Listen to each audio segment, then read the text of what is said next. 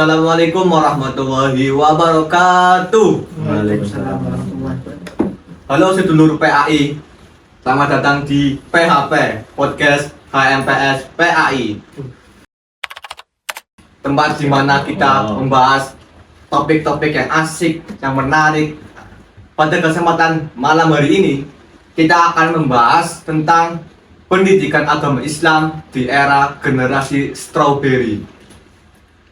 Sebelumnya, pasti kawan-kawan, teman-teman bertanya-tanya, apa itu generasi strawberry dan siapa generasi strawberry? Nanti akan dijelaskan dan dipaparkan oleh pemantik kita dan narasumber kita. Sebelumnya, Mas, pemantik kita, selamat malam. Selamat malam, Mas Sofi. Sehat, Mas? Alhamdulillah. Mas narasumber sehat? Alhamdulillah sehat, Allah. Ya. Coba bisa dijelaskan Mas pemantik, Mas Arjun, apa sih yang dinamakan generasi strawberry dan siapa itu generasi strawberry?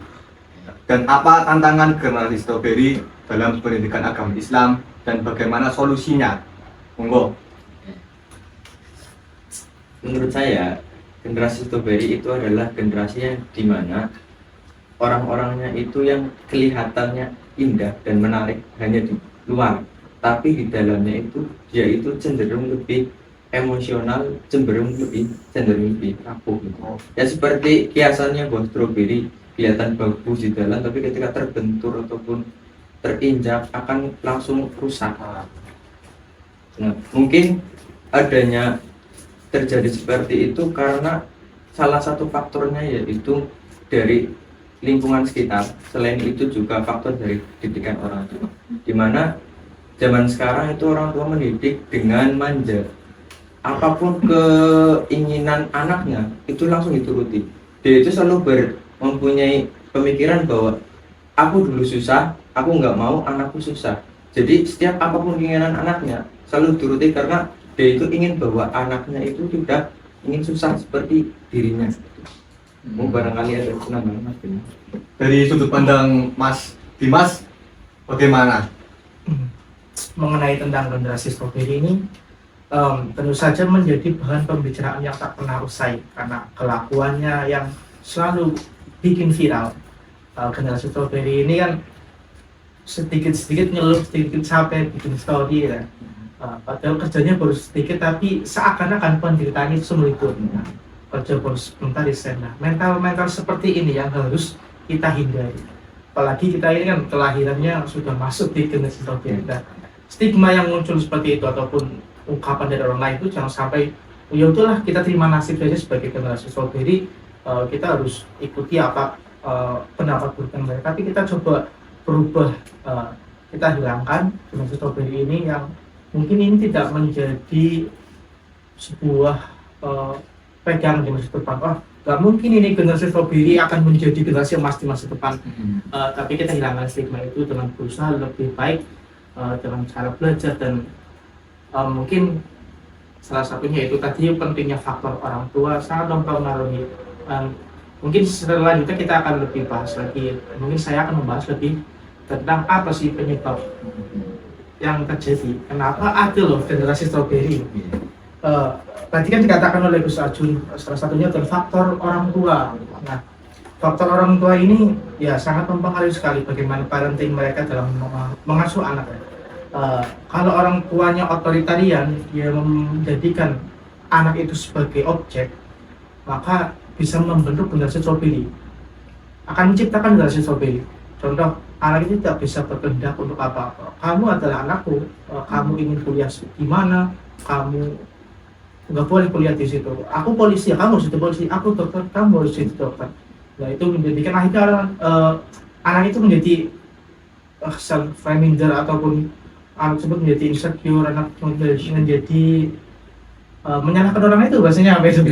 Ya lebih playing victim. Ya. Salah siapa aku harus memikir masuk di sini kok diatur-atur itu otoritarian itu yang tidak bagus untuk mendidik anak. Nah, lalu apa sih yang ada beberapa parenting yang lain seperti autoritatif itu yang bagus malah menurut saya.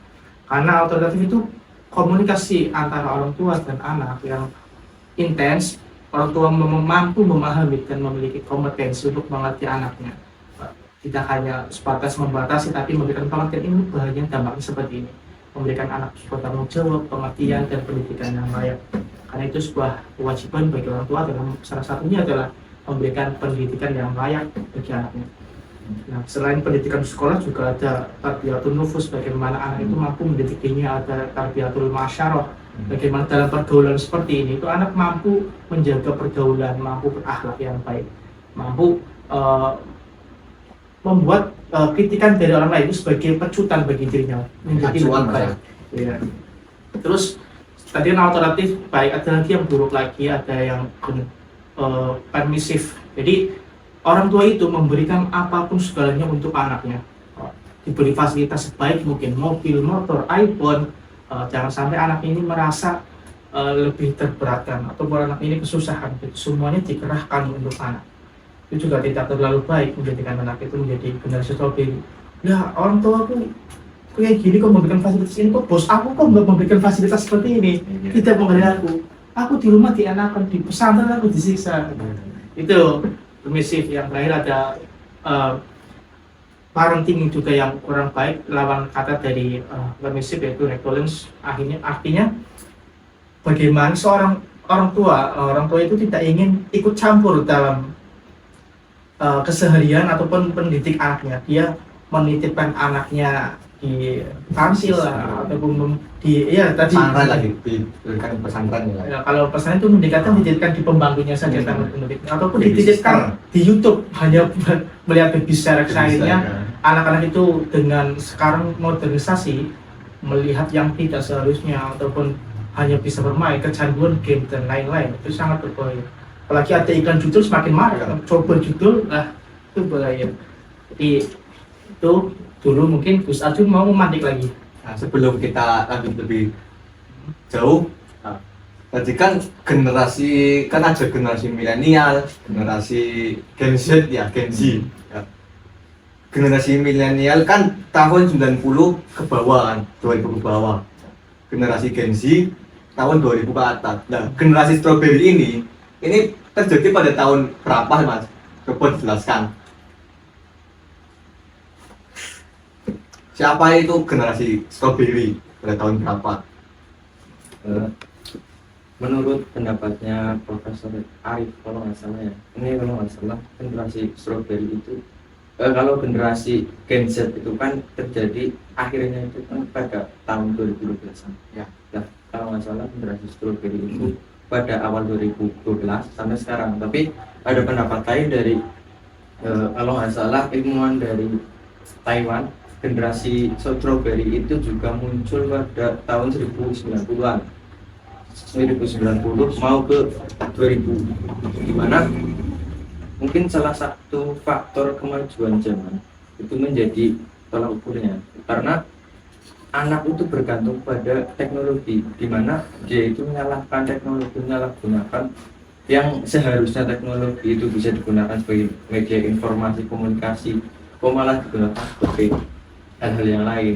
Ya walaupun pada zaman itu memang teknologi di Indonesia itu belum seberkembang sekarang, cuma kan dari negara-negara lain yang memang sudah maju itu kan memunculkan memang teknologi sudah muncul secara massal, jadi secara tidak langsung memang sudah terbentuk ketika itu. Lah yang saya juga mau merujuk pada pembahasan Mas Dimas tadi mengenai generasi emas. Kalau semisal gini, kan ada hadis yang mengatakan bahwa Rijalul Yaum Subhanul Khul, bukan? Dimana pemuda sekarang adalah pemimpin masa depan.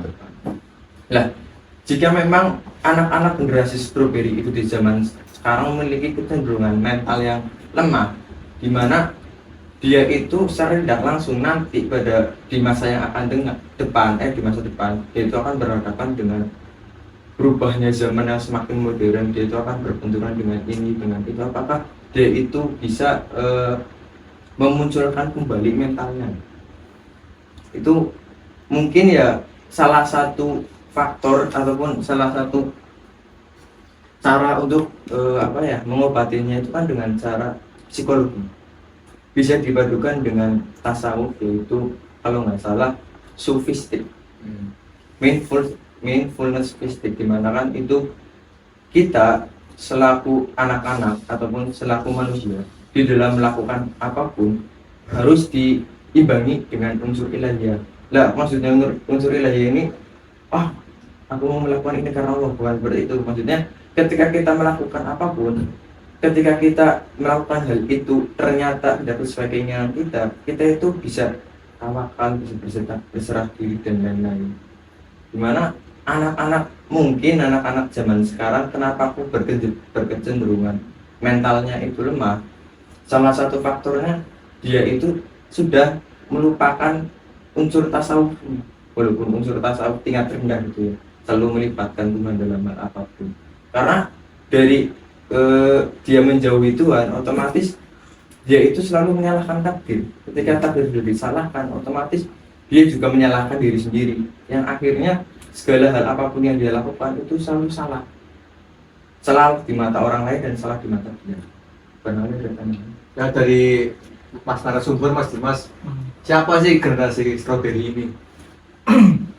Generasi strawberry ya, ada yang juga mengatakan dari tahun 1997 sampai sekarang ini, generasi yang ya tadi disampaikan di awal kelihatannya bagus, tapi kita telah lagi banyak kok kelebihan dari generasi strawberry, seperti mereka yang cepat beradaptif, mereka yang memiliki kreativitas, mereka juga yang memiliki kepintaran, cepat menangkap sesuatu hal yang baru, suka mengeksploitasi hal-hal yang baru. Tapi kelemahannya itu tadi, mereka terbiasa dengan kenyamanannya di rumah, dengan fasilitas yang mewah, sehingga ketika ada kekurangan fasilitas, ketika ada kritikan, saran dan masukan, mereka itu seakan-akan lebih langsung hancur. Aduh, gimana nih, bosnya seperti langsung dibikin status, langsung disebar di IG, WhatsApp. Lebih parah lagi bunuh diri. Banyak sekali Sampai kayak gitu ya. Ya, tadi kan tentang agama Islam sendiri kan, saya sangat setuju bahwasanya pendidikan agama Islam mampu menjadi jawaban tentang mental-mental lemah yang sangat perlu dihindari untuk generasi strawberry ini. Bagaimana agama mampu menjadikan seseorang menjadi lebih tenang, rileks, ya seperti narkoba lah, atau kata Karl Marx itu. Ketika seseorang itu memiliki suatu pemarah ataupun tidak mudah bersyukur, maka jadikan agama sebagai landasan kita untuk kita bersyukur. Oh, banyak orang yang di PHK, bersyukur saya bisa kerja di sini. Di saat yang lain pada enak. Ketika ada orang yang selalu senantiasa kekurangan ataupun merasa tidak lebih cukup, ya mampu bersyukur dan bersabar itu lebih baik lah. Jadi kalaupun kita umpamakan sabar dan syukur itu adalah sebuah bulat seperti ini, maka sabar adalah setengahnya dan syukur adalah setengahnya. Sabar dan bertempur. Iya, siap. Oke, sangat menarik sekali ya pembahasannya. Nah, selanjutnya bagaimana sih karakteristik dari generasi strawberry ini dalam pandangan pendidikan, khususnya pendidikan agama Islam? Karakteristik daripada generasi strawberry itu bagaimana? Monggo dari Mas Pemanik dahulu. Saya dulu. Ya. Karena saya itu berguru pada Mas Dimas. Kebalik. Ini berdua sangat awal sekali itu. Karakter generasi strawberry gitu ya. Karakter generasi strawberry itu salah satunya yaitu dimana dia itu orangnya ataupun memiliki kecenderungan emosional yang tinggi. Ketika dia disalahkan ataupun apapun, dia tidak terima. Salah satunya itu seperti itu. Nah, selain itu generasi strawberry juga memiliki kayak semacam impian, tapi dia itu ragu apakah impiannya itu bisa terwujud atau enggaknya. Berarti lebih ke pesimis aja. Ya, pesimis. Kayak seakan-akan dia itu nggak tahu jalannya itu mau kemana gitu. Ya, kalau semisal dia itu tahu, dia nggak tahu cara melakukannya itu seperti apa. Nah, selain itu generasi strawberry itu juga mudah terpengaruh omongan orang lain. Ketika ada omongan dari tetangga ataupun teman mengatakan seperti ini, dia itu langsung down, langsung bener. Bukannya dia itu memperbaiki diri, dia itu malah semakin merendahkan diri sendiri gitu. Kayak menjadi orang yang tambah introvert ataupun gimana, suka menyendiri. Kan banyak tuh yang bikin status lebih baik berteman dengan jin daripada manusia. Karena manusia jahat. Saja kan seperti Atau itu. itu ada kucing. Iya. Semua harus jahat kecuali kucing. Mungkin salah satu faktornya karena dia itu sering dihianati oleh manusia, bahwa ketika dihianati itu dia tidak mau melihat diri sendiri loh. Ya, ya. Apa kesalahan dari diriku sendiri? Yang dia lihat itu cuma orang lain menyalahkan saya. Dan dia pandang itu cuma seperti itu. Monggo. Dari Mas Dimas. Ya, mungkin sedikit menanggapi jawaban dan isu pendidikan. Oh, bukan isu pendidikan. Karakteristik ya. generasi strawberry. Oke, kita karakteristiknya kalau dilihat dulu, mungkin apapun karakteristiknya, pendidikan agama Islam harus menjadi jawaban. Kita semua sebagai calon-calon pengajar harus menjadikan profesi kita ataupun kewajiban kita untuk menyampaikan ilmu bukan hanya sebatas mentransfer keilmuan, tapi tentang tarbiyah, itu tarbiyatun nufus, mendidik diri kita sendiri. Sebelum kita menyampaikan keilmuan kita harus bagaimana harus menjadikan diri kita itu soleh dulu, menjadikan diri kita itu, ya Allah, aku akan menyampaikan ilmu kepada umat Nabi Muhammad. Jadi sholat saja dulu, kita bersih diri kita itu. Ketika diri kita sudah bersih, maka murid-murid tersebut akan mampu menerima keilmuan kita dengan lapang hati. Karena ucapan yang datangnya dari hati juga akan sampai ke hati mereka juga. Dan akan mampu membentuk karakteristik mereka. Dan kita contohkan mereka dengan perilaku yang baik-baik. Karena perilaku ini yang nanti akan membentuk karakteristik mereka. Kalau setiap hari mereka melihat kita kurang baik, ya maka akan meniru sedikit demi sedikit. Apalagi di pesantren itu sangat mampu untuk membantu karakteristik. Nah, terus lagi tadi kan kalau di pesantren ataupun di sekolah itu menjadi tugas guru. Kalau di lingkungan di antara sekolah dan juga rumah itu ada namanya pergaulan, maka kita harus mampu bergaul, memilih yang baik dan benar. Sebagai orang tua di rumah juga mengajarkan bukan hanya guru, bagaimana kita bergaul dengan orang lain dengan cara yang baik, kita menjaga diri dari sesuatu yang dilarang oleh agama. Jangan sampai ucapan kita, perilaku kita menyakiti orang lain. Ketika ada orang yang ketika kita masuk, kita menjadikan sebuah acuan akan menjadi lebih baik. Nah, atau mungkin bisa kita ajarkan prinsip stoa atau stoikisme. Kalau biasanya semua ucapan buruk ataupun perilaku buruk dari orang lain itu hal-hal yang tidak bisa kita kendalikan. Biarkan saja. Jadi sedikit tidak terlalu peduli dengan omongan orang. Ya, seperti itu. Sangat menarik sekali ya. Berarti karakteristik generasi strawberry ini cenderung mentalnya itu tidak kuat ya. Terus cenderung tidak tidak mendengarkan masukan dari orang lain, kritikan dari orang lain. Ketika dikritik orang lain, mentalnya langsung down ya. Jadi Mas Dimas mengatakan tentang pergaulan juga sangat mempengaruhi generasi strawberry ini. Oke, selanjutnya peran orang tua. Peran orang tua dalam mendidik generasi strawberry ini yang yang bagus itu bagaimana? Monggo. Otomatis. Peran orang tua.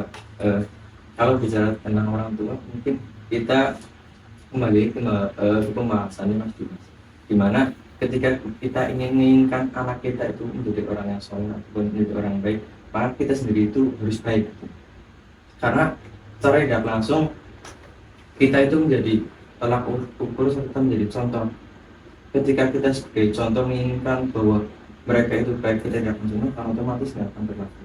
Tapi ketika kita mencontohkan sendiri dan mereka melihat secara langsung, otomatis mereka juga akan mengikuti, karena mereka akan berpikiran bahwa orang tuaku seperti itu, maka aku harus seperti itu.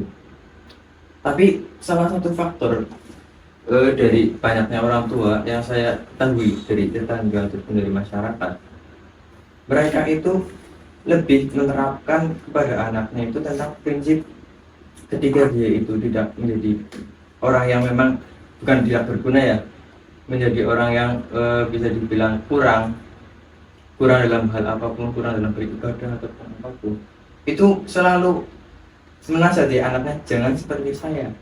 Coba dibalik. Nah, seperti saya gitu. Orang tua itu cuma hanya memunculkan pemikiran di anaknya untuk tidak mengikuti dianya gitu loh, orang tuanya. Dia itu, orang tua itu nggak berusaha agar anaknya itu mengikuti jalan-jalan kebaikannya. Salah satunya itu seperti itu. Salah satu faktor utama yang lain yaitu mungkin dalam surat Al-Insyirah kalau nggak salah ya, fa inna ma'al usri yusra, iya itu kan masih suruh Iya. fa inna ma'al usri yusra, inna ma'al usri yusra. Itu kan bahkan disebutkan 2 kali loh. Setelah susah pasti ada kemudahan. Ya mungkin setiap orang tua pasti mengajarkan seperti itu, bahwa anaknya itu selalu harus bersabar dalam kesusahan ataupun apapun. Cuma memang dianya itu bersabar, tapi mentalnya itu yang bagus. Yang diharuskan orang tua dalam mendidik anaknya itu salah satunya bukan hanya sekedar memberikan materi, tapi juga memberikan intuisi hati itu. Gimana agar anaknya itu dapat tersentuh hatinya. Karena memang dari kitab-kitab yang dijelaskan di pondok-pondok pesantren, salah satunya kalau nggak salah apa ya, kitab intinya ada falsafah tubuhnya itu kan dijelaskan bahwa sumber dari manusia itu adalah ada di daging satu gumal daging, dimana ketika segumpal daging ini baik maka seluruh tubuh akan baik, tapi ketika segumpal daging ini kotor maka seluruh tubuh akan kotor. Makanya gimana caranya sebagai orang tua itu harus bisa mendidik anaknya agar hatinya itu terlebih dahulu bisa menjadi hati yang sangat baik. Ya bukan sangat baik, minimal belajar proses agar selalu menjadi baik. Nah selain itu juga orang tua dibiasakan jangan terlalu memanjakan anaknya dalam hal apapun. Contoh kayak semisal dulu ketika Mas Dimas, saya ataupun jenengan itu mondok, ketika ada masalah atau apapun gelut berantem sama temennya, kan kita itu selalu siap gitu loh, siap selalu membawa diri sendiri, kita membawa orang tua. Ketika berantem udah selesai, ya udah nggak bawa orang tua. Tapi zaman sekarang ketika ada anak senggol sedikit langsung ke orang tua, orang tuanya dan salahnya orang tua itu ya nggak salah sih, cuma seakan-akan kayak bahasa Jawanya itu kan belani ya. bener. Kan orang lain itu salah, yang benar anak saya gitu yang benar anak saya. Cuma kayak saya dapat didikan dari Kiai Miayu. Ya mungkin karena didikan dari Kiai mungkin berbeda. Ketika anak kamu salah, walaupun di posisi itu anak kamu benar, anak kamu lapor, kamu harus menyalahkan anak kamu. Tapi dalam garis bawah, disalahkannya itu agar dia itu sadar, bukan kamu dan bodoh nggak seperti itu. Kamu itu tetap salah, misalnya jangan salah, kamu tetap salah karena kamu kayak gini. Nah selain itu juga disampaikan tentang kayak jalan keluarnya seperti ini, bukan malah anaknya dibela selalu didampingi kemana pun, itu malah menambah anaknya itu secara otomatis ketergantungan. Dia itu selalu menggantungkan orang tuanya dalam hal apapun, dimana dia itu tidak mandiri lah dalam hal melakukan ya sesuatu kegiatan ataupun apapun, selalu melibatkan orang tua. Yang akhirnya terjadilah sekarang kasus-kasus viral di mana ketika guru ada yang membentak, lapor polisi dan lain-lain. Kan salah satunya mungkin karena faktor orang tuanya itu terlalu melibatkan diri di dalam kehidupan anaknya. Seperti itu. Dari Mas Dimas barangkali mau menambahkan Ya, peran orang tua ya. rasa dalam generasi strawberry. Kalau tadi awal saya menjelaskan tentang berbagai macam parenting orang tua terhadap anak, mungkin setiap anak mempunyai cara tersendiri untuk parenting, tapi mungkin kita bisa tarik yang lebih baik. Kalau saya parenting lebih baik, itulah adalah otoritarian. Bagaimana komunikasi itu harus saling terbangun antara orang tua dan anak. Terus orang tua mampu menyeimbangkan antara kemajuan teknologi dengan potensi dalam dirinya. Jangan sampai kemajuan teknologi di zaman ini merusak anak tersebut. Terus orang tua, kalaupun orang tua tidak bisa menjadi sosok role model atau suri tauladan yang baik bagi anak-anaknya, maka orang tua harus mencarikan model. Ini loh, kamu tak pondokkan di kiai ini sebagai role model kamu. Apapun yang kiai itu lakukan ya kamu ikuti, baik keilmuannya maupun karakteristiknya. Itu yang dinamakan pendidikan karakter, itu benar-benar kita lakukan di pesantren 24 jam kita akan mengetahui apa saja yang dilakukan oleh Pak Yai ini. Nah, selanjutnya selain memberikan role model yang baik, orang tua juga harus mampu menggali lebih dalam potensi anaknya itu seperti apa, tahu kelemahan anaknya itu apa, kelebihan anaknya itu apa, peluang yang bisa dicapai anak itu masa depan seperti apa, seperti itu. Kita kembali ke karakteristik generasi stroberi ya Mas ya.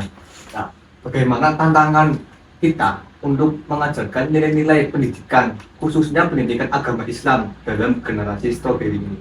Tantangan kita itu bagaimana? Kita selaku pengajar. Iya, selaku pengajar, kita di tempatkan sebagai pengajar ya. Contohnya, apa saja tantangannya? Siapa dulu? Ini guru saya dulu. Dari Dimas dulu. Gantian. Gantian. Tantangan saat ini mungkin semakin berkembang intelektual seseorang, maka akan berkurang spiritual.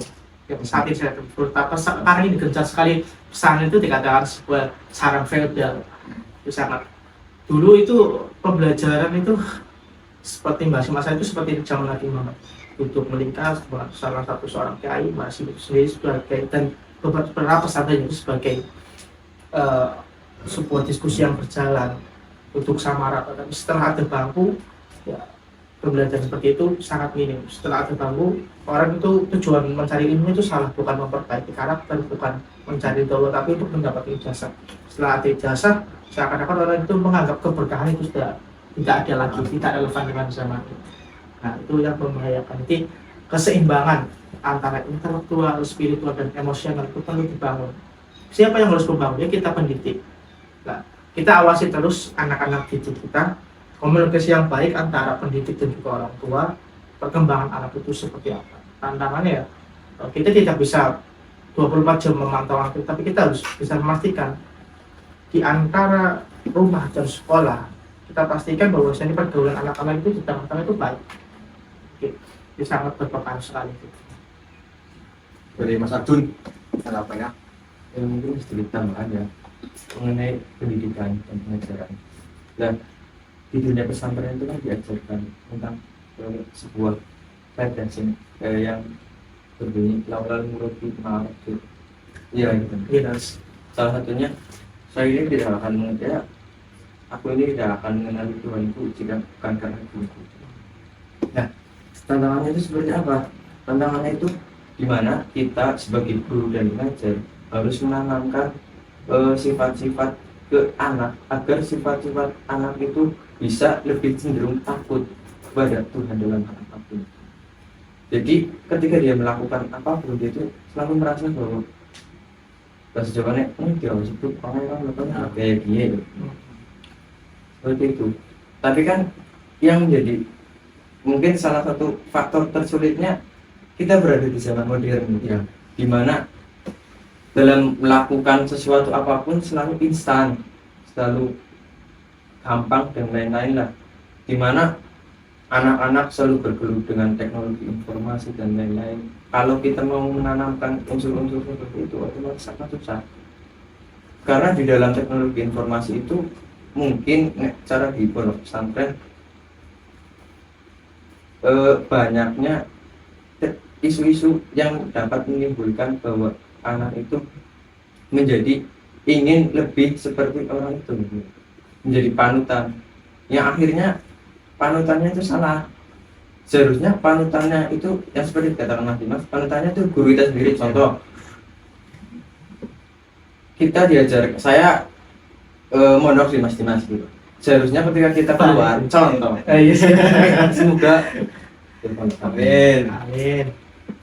Ketika saya keluar ataupun apapun, saya itu lebih mahabbah bukan pada guru saya sendiri yang mengajar saya, tapi kepada guru-guru yang sedang viral. Contoh kayak Terus jangan disebut nama. Disebut Kalau nama. jadi cuma Ah. disebut. Ya seperti itulah. Ah. Yang akhirnya unsur spiritual yang terbangun terjalin terikat di antara guru dan murid itu terputus. Karena tingkat mahabbahnya dia itu bukan kepada guru yang mengajarkan, tapi kepada guru yang lebih viral gitu. Orang-orang yang lebih populer lah Iya, ya. orang-orang yang lagi populer gitu. Sedangkan kita itu nggak tahu loh kualitas orang itu seperti apa. Ya mungkin di depan kamera seperti itu, nggak tahu kalau di belakangnya. Kalau kiai kita, guru-guru kita kan emang sudah jelas ada di depan kita. Gitu. Tapi kita kan selaku murid nggak mau melihat ataupun apa. Intinya aku tuh kayaknya keren tuh, populer, banyak yang ikutin, ikut-ikutan. Sehingga kan kata kiai saya, unsur murid dan guru walaupun sudah lama menjadi alumni, guru tersebut sudah lama menjadi alumni, itu akan terikat. Yang terikat itu adalah ikatan spiritual yang saya bicarakan. Lah kita ikatan spiritualnya itu mau tetap terjalin kalau kita juga masih mendoakan guru. Yang pertama, yang kedua mahabbahnya masih ada. Yang ketiga musuhan. Nah, cara Jawa itu sendiko dawuh. Langsung ya. Kita itu masih sendiko dawuh. Para guru kita masih nurut lah, takdim dan lain-lain walaupun kita ya sudah dikatakan alumni. Tapi kan yang terjadi malah sebaliknya.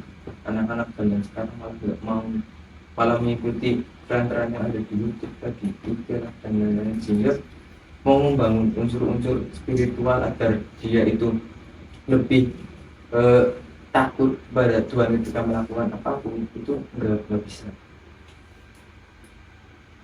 Mungkin ada tambahan.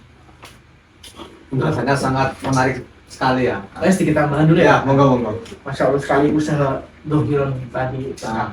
pendidikan seorang anak, seorang orang tua kepada anaknya, guru kepada anak. Tapi 3 elemen ini sangat penting: orang tua, guru, dan anak. Kan kalau kita runtuh secara hierarkis ya, maksudnya kita taati dulu Allah, Rasulnya, baru orang tua roh kita yaitu guru yang mengajarkan. Orang tua itu menurunkan kita dari langit ke dunia, baru yang mengangkat kita dari dunia ke langit.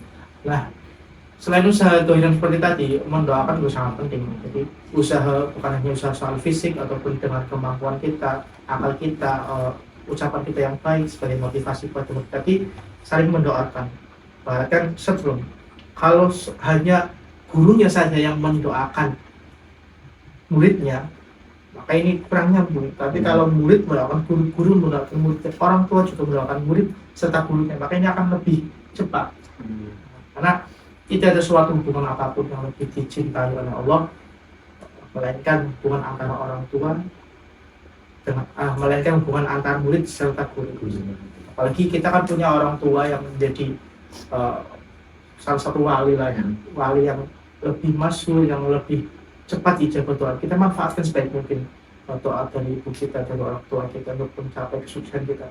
Jangan merasa kita sudah paling pintar, ini aku udah stop dulu, bisa apa saja, bisa nggak butuh masukan dari orang tua. Mungkin kita merasa lebih pintar, tapi orang tua itu mempunyai pengalaman lebih, mereka jauh dulu lebih lama itu daripada kita. Jadi kita ambil pengalaman mereka, lalu kita kembangkan kembali. Masih kan ada relevan dengan saat ini, kita terus kembangkan dan terus kita motivasi. Ya. Tadi Mas Arjun sedikit mengulik tentang era digital ya. Bagaimana generasi strawberry ini banyak menonton di sosial media, contohnya ustadz-ustadz yang lebih viral, lalu mengikutinya walaupun yang diomongkan itu sedikit tidak benar atau sedikit melenceng ya. Kalau nggak sedikit ilmu, banyak guyonnya. Iya, Itu yang mengenai masalah kita saat ini. Karena lebih santai atau relax. Kalau ngaji nggak ada humornya itu ngantuk gitu. Ngantuk. Sepi pengunjung. Ngaji sebelum ngaji jijingan gitu ya. Nah, bagaimana kita itu memastikan anak-anak kita yang pada generasi strawberry ini dalam memainkan sosial media di era digital ini ya, agar anak kita itu generasi strawberry ini tidak termakan oleh berita-berita yang hoax, berita yang tidak benar. Bagaimana cara kita memastikan sebagai contohnya sebagai kita pendidik ya, kan aslinya kan saya pernah baca itu sebenarnya hidup kita itu baik-baik saja, tapi kita itu selalu mengikuti apa yang tren di sosial media. Contohnya ada masalah ini, kita tertarik kepada masalah itu, lalu kita menjadi seperti itu. Kesannya kita itu, oh aku kayak gini banget sih, jadi orang kayak gitu. Sebenarnya kita tidak apa-apa, baik-baik saja. Enggak. Loh, saya standarisasi TikTok ya. Nah,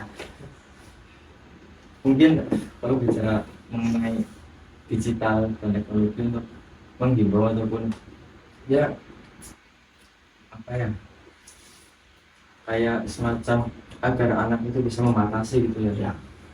Itu memang susah karena kita itu kan, apalagi kita sebagai pendidik bukan orang tuanya langsung, kita nggak 24 jam mengawasi gitu. Kita hanya mengawasi ketika sedang ada forum pembelajaran.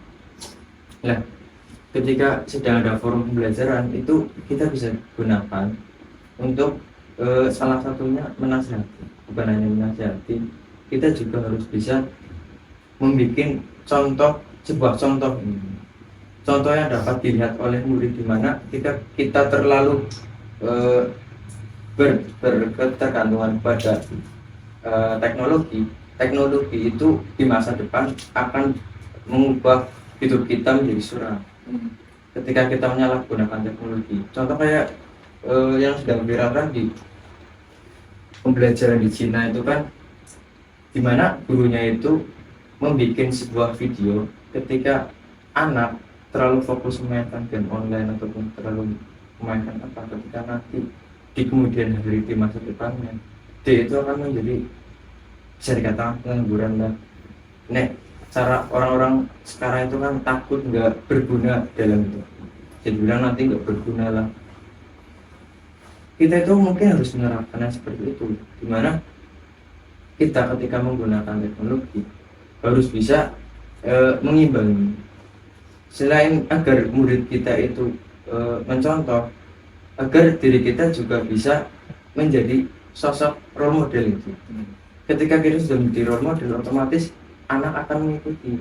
Lah, contoh yang paling sering kita jumpai adalah ketika kita di dalam proses belajar mengajar, murid sedang mengerjakan sholat ataupun apa, pasti guru itu scroll, kalau enggak pegang HP itu. Lah, itu kan otomatis menjadi sebuah pemikiran dalam anaknya, gurunya harus seperti itu. Di dalam pembelajaran aja masih sempat-sempatnya buka HP gitu loh. Apalagi nanti ketika di rumah otomatis lebih sering buka HP-nya, lebih sering buka Instagram dan lain-lain, lebih sering. Oh, itu secara tidak langsung membentuk karakter anak agar dia itu harus apa ya, selalu menggunakan HP untuk ini karena di dalam pembelajaran guru itu juga seperti itu. Ya, selain itu juga mungkin sebagai pengajar bisa diterapkan ketika kita sedang berada di rumah, kita bisa ngaji ataupun belajar melalui pembelajaran virtual. Jadi ketika di rumah murid itu sedang ada waktu senggang, bukan untuk membuka HP, TikTok dan lain-lain, kita itu memberikan sebuah ilmu agar dia itu lebih berfokus pada ilmu, yang akhirnya waktu senggangnya itu bukan untuk melihat HP, melihat TikTok dan lain-lain. Waktu senggangnya digunakan untuk mempelajari materi yang kita berikan gitu loh, membaca lah ya. Membaca ya. Tapi kan kembali lagi kepada kita mau apa enggaknya gitu.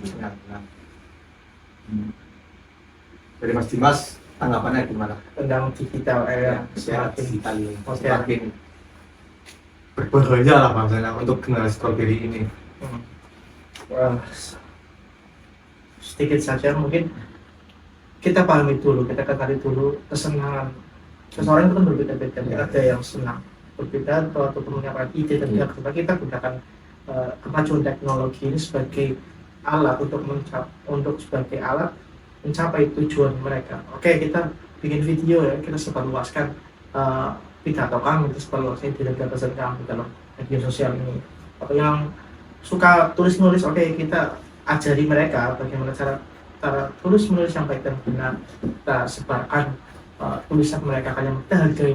Jadi kolaborasi antara kemajuan teknologi dan potensi anak ini akan menjadi hal yang menarik, dan syukur-syukur nanti anak itu mempunyai keinginan bukan menjadi konsumeris atas perkembangan zaman, tapi mampu menciptakan teknologi yang baru, yang tentunya kembali lagi kemajuan teknologinya adalah mendekatkan diri kita kepada Allah. Kan? Ternyata aku menemukan penemuan seperti itu ternyata sudah dikatakan dalam Al-Quran sudah 500 tahun yang lalu. Jadi mendekatkan diri kita kepada Allah dan mempergunakan teknologi dengan sebaik mungkin dan memberikan kemanfaatan seluas mungkin di masyarakat. Jadi di era digital ini bagaimana cara kita lebih bisa memanfaatkan kemajuan teknologi ini ya untuk dimanfaatkan yang lebih baik. Nah, tadi kan ada tantangan dalam generasi strawberry, tantangan cara mengajarkan nilai-nilai agama. Ya. Lalu bagaimana solusi dari tantangan-tantangan tersebut loh? Monggo dari siapa dahulu? Solusi yang baik dari tantangan tersebut yang tadi diungkapkan oleh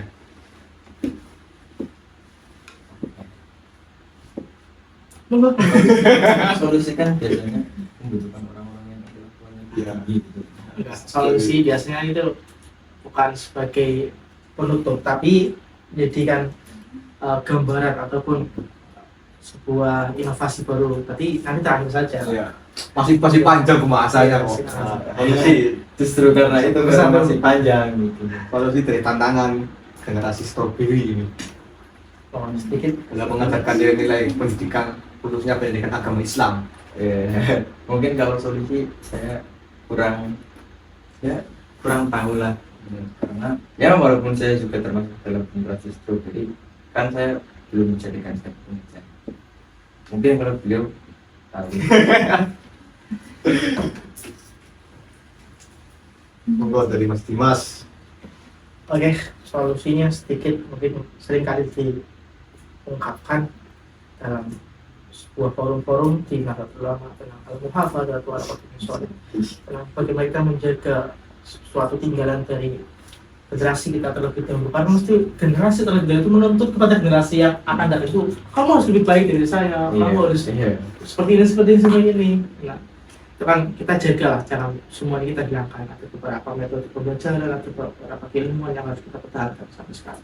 Terutama mental mereka ya, generasi di atas Gen Z itu mentalnya jauh lebih matang. Jadi meskipun punya sedikit keilmuan, tapi mentalnya itu terasa dengan baik, tahan tentang kritikan, tahan banting, saat itu menjadikan mereka itu lebih bermakna, mereka itu lebih siap untuk terjun di masyarakat. Tapi kalau sebanyak apapun ilmunya, tapi kalau nggak punya mental, dia akan berdiam-diam tanpa kemanfaatan.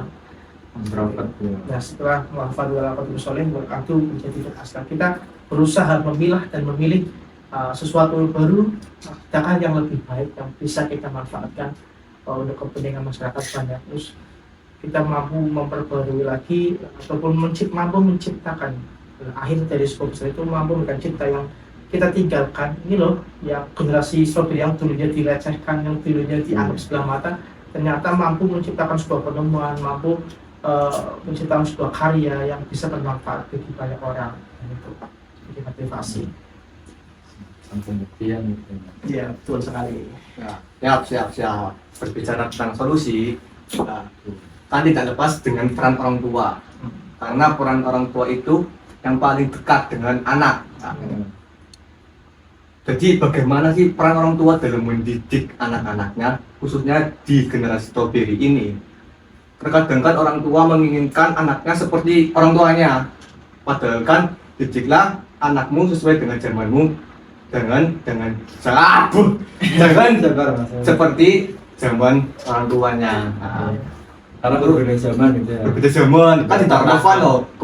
Zaman dahulu kan main tangan atau dipukul kan ya wajar lah, tidak ada yang lapor polisi atau apa. Tidak kan sudah polisi. Sekarang generasi sekarang dijiwit ke lapor orang tuanya. Gurunya di penjara, kita gurunya di penjara loh, gimana itu adab terhadap gurunya itu gimana? Padahal anak itu yang salah loh.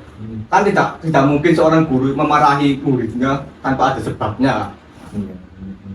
bagaimana peran orang tua dalam mendidik generasi strawberry ini loh, yang paling dekat.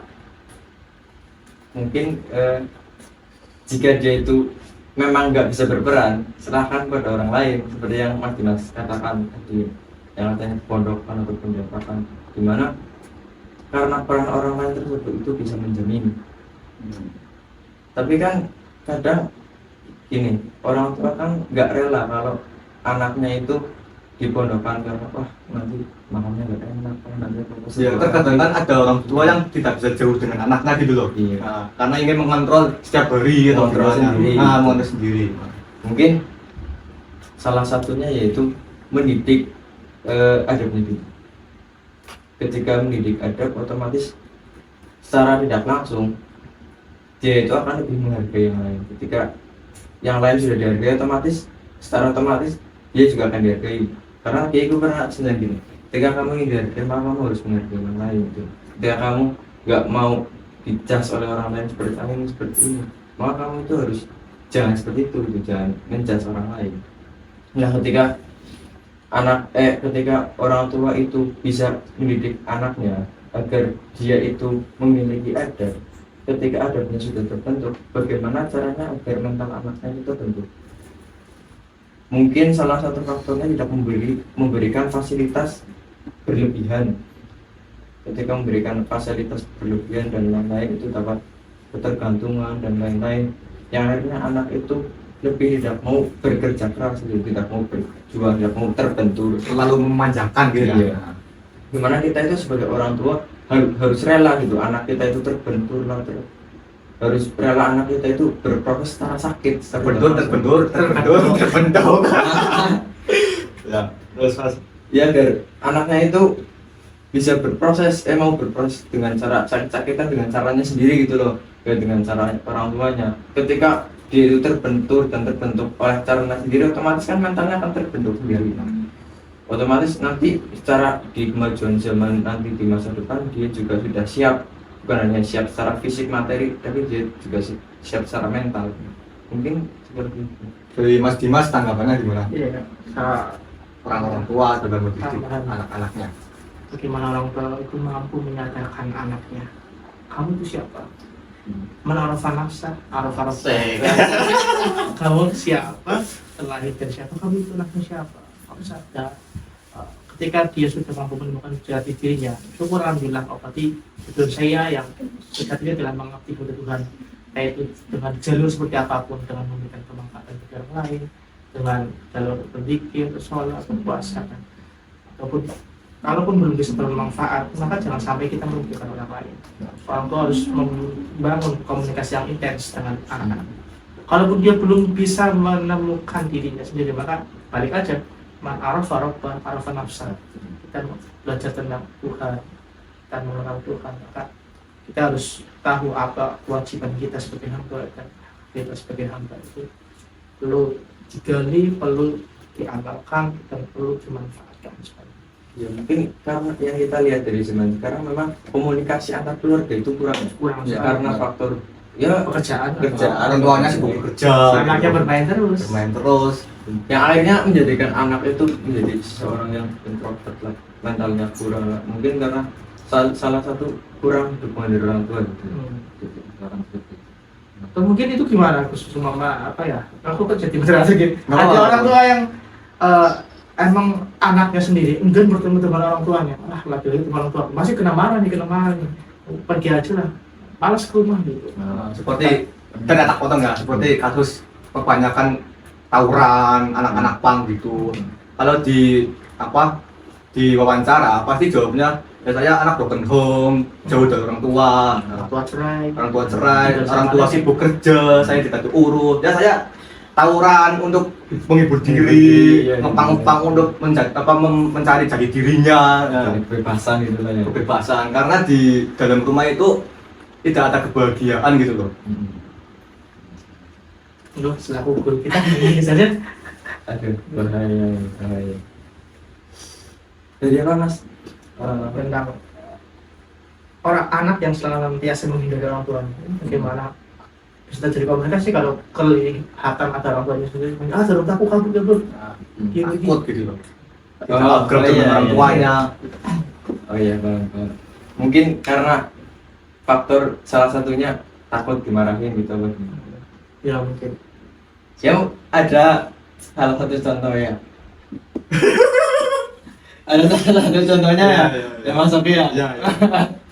Ada anak kuliah. Ya itu semester kan saya Ya. semester sekelas. Yang tahu aja lah. Iya, yang tahu aja. Menyebutkan mereknya. Di mana dia tuh nggak pulang seminggu, yang akhirnya orang tuanya kesana nyusul gitu kan. Teman-temannya ditanyain, Iya. anak ini di mana? Anak saya Kok nggak kemana? pulang 1 minggu, 2 minggu. Iya. Lagi ngapain? Bulan lebih nggak pulang. Bulan lebih nggak pulang loh. Itu ngapain?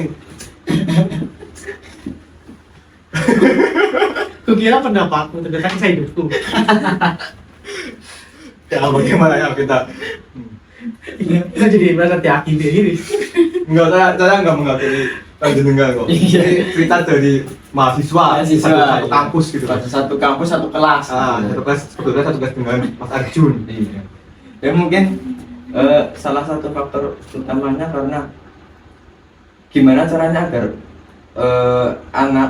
anak itu bisa lebih menghargai, bukan menghargai, tapi juga memperlakukan orang tua itu seperti gurunya sendiri. Kata bagus seperti ini. Kadang jika dibandingkan antara orang tua dan guru, anak itu akan lebih menghormati guru. Anak yang misalkan Relate. Bentar.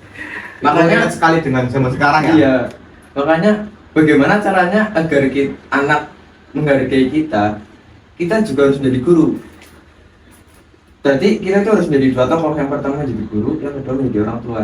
Dan ketika sudah kita menjadi guru dan menjadi orang tua, otomatis anak itu akan lebih menghargai kita.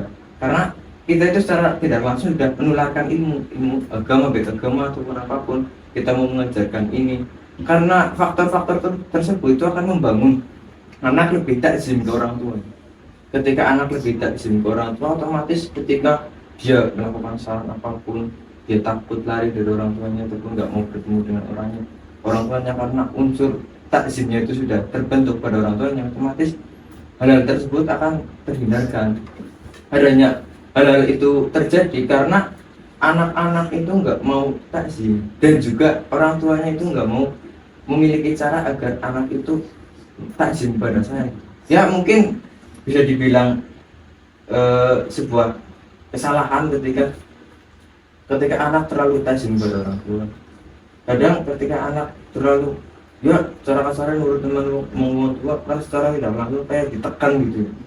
Tapi kan kita itu harus bisa lah membuat sedikit-sedikit agar anak itu ya sendiko dawuh orang tuanya ya pada orang tuanya. Ketika orang tua dawuh seperti ini dia melaksanakan. Nah selain unsur itu gimana caranya agar kita itu bisa merangkul. Adapun anak itu selalu lari dari orang tuanya karena ada unsur takut.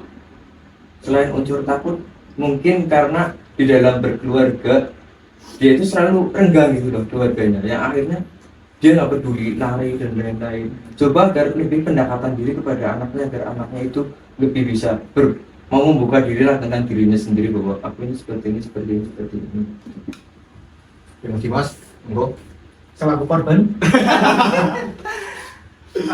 Sadarkan Apa alasan kamu itu nggak pulang 1 bulan? 5 minggu. Itu ada gimana? mungkin waktu itu sudah masa pencarian dari diri. Awalnya sih saya cuma coba-coba. Ternyata setelah Nyaman ya. sebenarnya saat itu tuh hati aku berhenti beberapa kali. Kenapa nggak jadi Mas? Karena bertemu dengan orang-orang yang tepat yang mampu menjadi seorang. Jadi betapa butuhnya kita ketika kita tidak menghargai orang tua, sedangkan kita bisa lahir itu betapa kita membayangkan susahnya mereka merawat kita. Nah, fasilitas seperti kita ini saat ini, handphone, kendaraan dan lain itu kan dari orang tua. Tuhiron kita itu yang mencakup orang tua, bagaimana orang tua tentu menginginkan anaknya itu lebih baik dirinya. Sampai terkadang membuat orang tua itu menuntut lebih kamu kewajiban kamu sebagai anak seperti ini. Tapi terkadang lupa anak juga punya hak untuk berbeda pendapat dengan orang tuanya, untuk menjalani kehidupannya sendiri tanpa campur tangan orang tua. Nah, dia perlu mencapai kesepakatan antara orang tua dan anak dengan komunikasi. Saran saya waktu itu belum sempat komunikasi dengan intens kemauan saya itu apa kemauan orang tua saya. Mungkin karena gagalnya komunikasi orang tua saya itu malah saya pengen nikah ya mungkin sekarang pengen beli apa padahal saya nggak pengen nikah nggak pengen beli apa. Bisa nggak sih hidup tanpa orang tua? Bisa, tapi mau mati. Ya, pesimis tapi itu. Ya. Jadi ya haruslah hubungan kita dengan orang tua, dengan guru itu harus baik.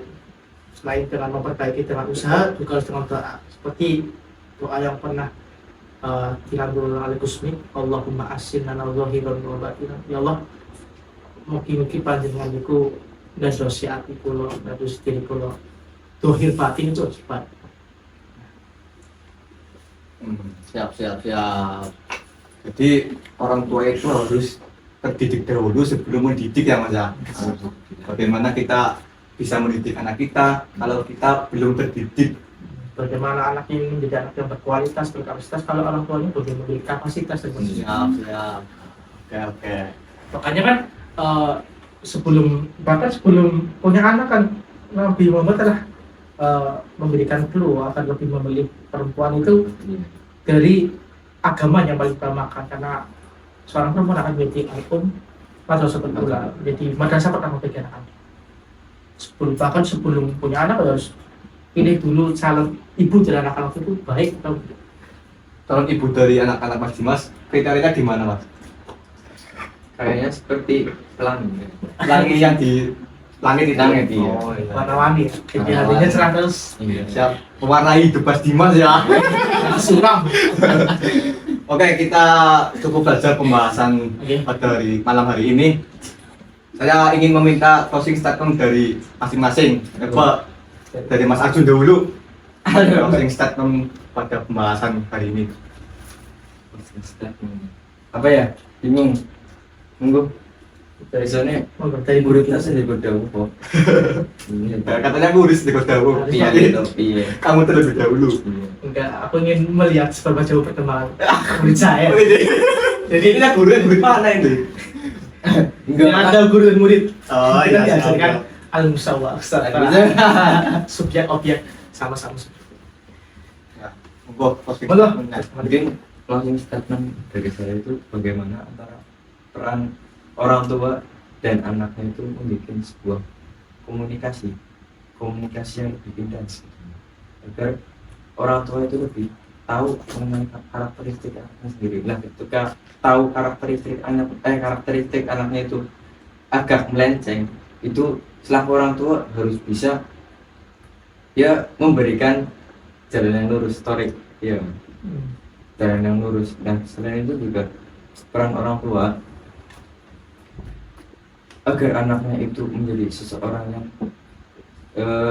kita bahas di generasi strawberry itu gimana caranya agar peran orang tua itu tidak membuat down anaknya, tidak menjudge contoh kayak banyak lah contohnya kayak orang tua yang sekarang kamu bodoh, kamu ini kayak gini. Coba karena kan banyak makalah yang mengatakan bahwa ucapan yang ditakutkan ketika apalagi ucapan itu dikatakan langsung oleh orang tuanya sendiri gitu loh. Kan bisa dibilang doa orang tua itu kan doa yang paling dijabah oleh Allah.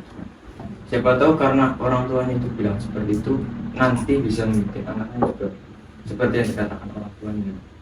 Dan itu juga bagaimana caranya agar orang tua itu bisa membuat agar anaknya itu bisa menghargai takdirnya. Karena anak-anak Gens ataupun generasi strawberry itu bisa dikatakan selalu menyalahkan takdir. Ya mungkin karena dia itu nggak bisa mengaplikasikan tentang surat tadi apa yang harus itu bisa dikatakan ataupun dia itu selalu merasa bahwa dirinya tertekan untuk bagaimana cara orang tuanya itu agar bisa kayak menjernihkan hati anaknya dulu. Dari Mas Dimas. Oke, kata-kata hari ini singkat atau jelas. Apa yang kita tanam itu yang akan kita panen. Karena itu jadikan anakmu sebagai investasi berharga di masa depan. Sekian. Oke, kita tepuk tangan dahulu. Narasumber kita yang sangat luar biasa. Biasa di luar. Itu kamu kayaknya gini sih. Oke, sedulur PAI, kita cukupkan saja pembahasan pada malam hari ini. Kita akan bertemu kembali di lain waktu. Nah, PHP Podcast HMPS PAI.